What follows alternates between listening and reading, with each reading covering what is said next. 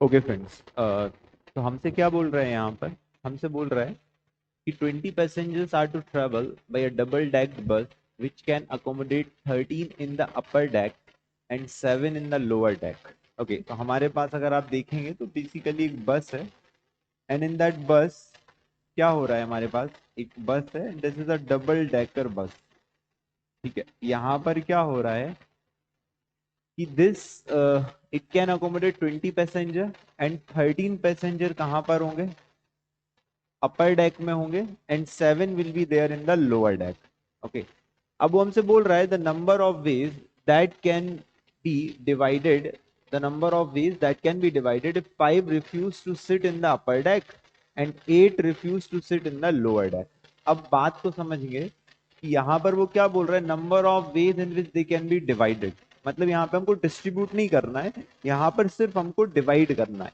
Basically हमें क्या करना है, सिर्फ सेलेक्ट करना है। तो बेसिकली अगर हम देखेंगे तो यहाँ पे कौन सा कॉन्सेप्ट यूज हो रहा है, बेसिकली सिर्फ सिलेक्शन करना है हमको। ओके, तो ये बेसिक फंडामेंटल सिलेक्शन पर बेस्ड क्वेश्चन है। तो अब हमसे क्या बोल रहा है कि we just have to select 13 लोग कहां पर बैठेंगे, अपर डेक में बैठेंगे एंड 7 लोग कहां पर बैठेंगे, 7 person will going to sit in the lower deck and 5 refuse to sit in the upper deck.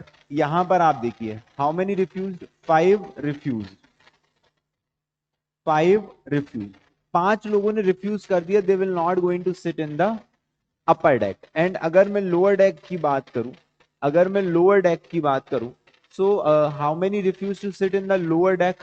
There were 8 refused to sit in the lower deck. Okay, अब इस बात को समझिएगा, how many we have in total? In total we actually have 20 passenger, 13 upper, 7 going to have in the lower deck and 5 refused to sit in the upper deck, 8 refuse to sit in the lower deck. चलिए अब हम बैठाते हैं।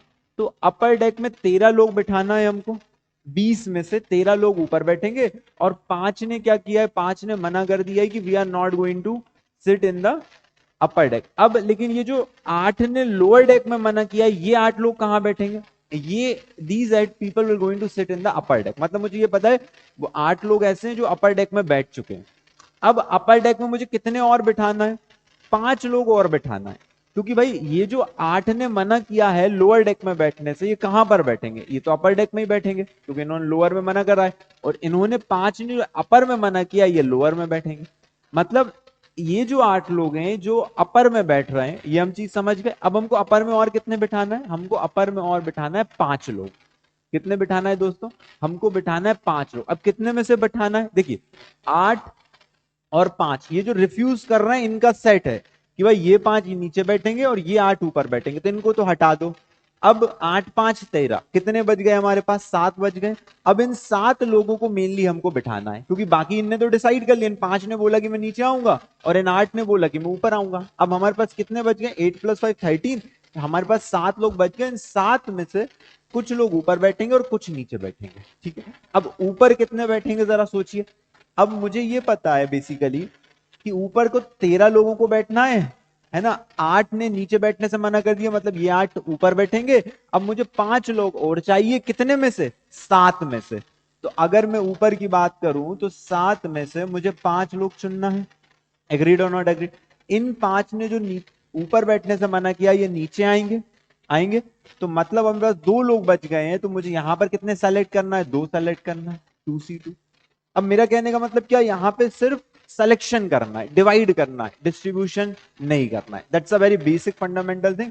ये हमारे लिए कितना हो जाएगा? 7 × 6/2 एंड 2C2 हम जानते हैं 1 होगा।